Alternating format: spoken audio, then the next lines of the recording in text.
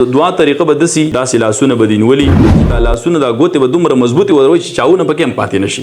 مبارک فرمایي الدعاء مخ العباده تجیب دعوة الداعی اذا دعان. طرف ته نشاندهي وکړي چې اذا دعان نو په دې کې عموم پروت دی. عموم پکې دی چې داسې نه چې خدای پاک په دې خفه کېږي نعوذ بالله ثم چې څومره هم ضرورت پیښیږي او حاجت پیښیږي نو د حاجت روا هغه ذات باری تعالی دی. سوال کوي څه غواړي د الله نه غواړي خو هغه طرف ته به جي مناسب ضرور راځو چې طریقې مختلفې دي. دلته په وسیله مونږ رد وکړو یا په بل سره دا نه دی.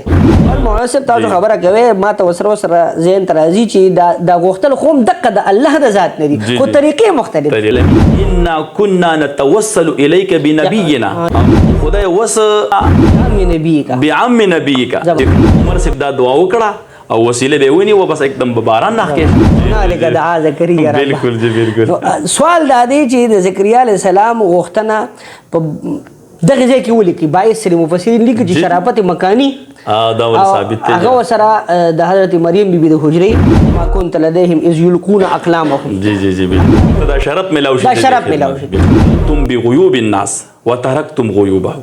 نور خلق په عیبونو کې لګیای خو خپل ځان امیر کړی دی. دفنتم موتاکم ولم تعتبروا به. دفن کوي خپل نکاح خو عبرت نه.